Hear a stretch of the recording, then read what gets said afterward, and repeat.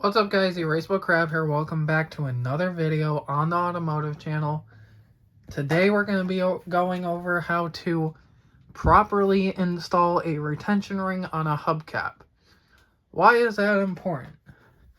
Well, as the name might suggest, a retention ring is what helps keep your hubcap on your rim. So you don't want your hubcap flying off while you're driving. That puts not only your life but also other people's lives at risk. So you definitely don't want to do that. So it's important to install a retention ring properly.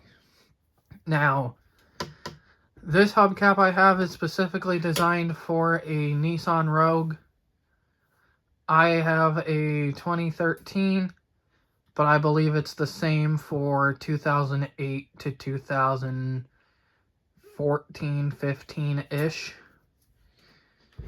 I bought this on Amazon. They're aftermarket. They're not OEM. OEM ones are way too expensive, like almost $200 for one of them. So I figured I'd give these a shot. So when you put it on there, you don't want to just put it over these splines. That's what I did at first, because this didn't come with any instructions. So that's what I did at first, and that is completely wrong. So the first thing you're going to want to do is figure out where your valve stem goes. On this rim, it's really easy. You can see right here, that's where your valve stem is going to go when you install it onto the tire.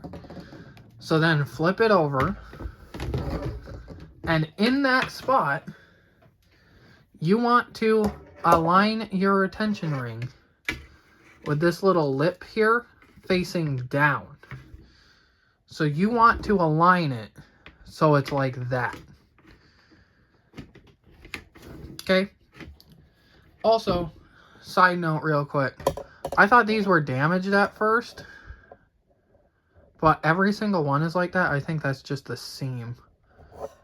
So yours may be like that too. So it's not going to sit on evenly at first, but I'll get you in close so you can see.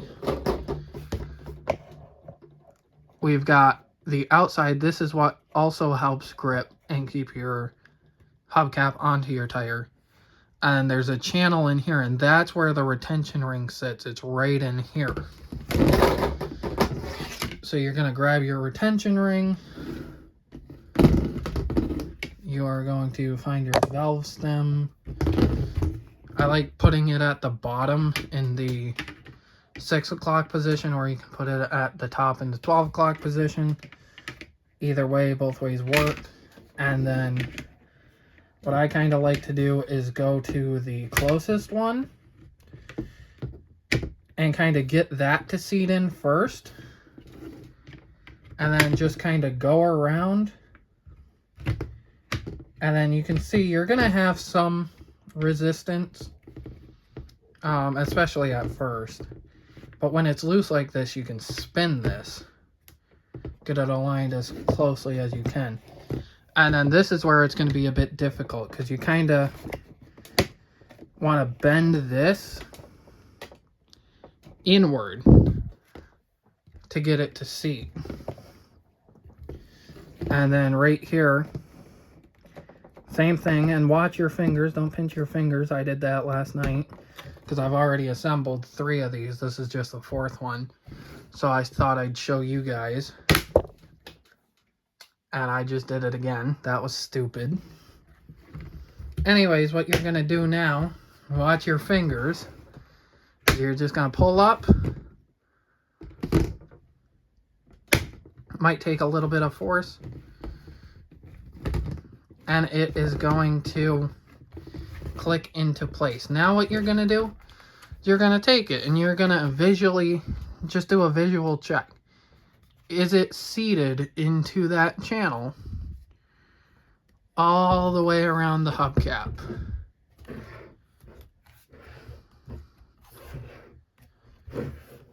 And as you can see, we did perfect. So now this ring, it's not that it's not going to come off. If you need to, it will come off.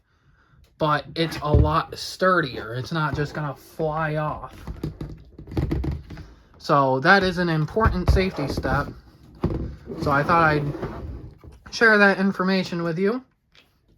And with that said, I hope you guys enjoyed, and I will see you in the next video.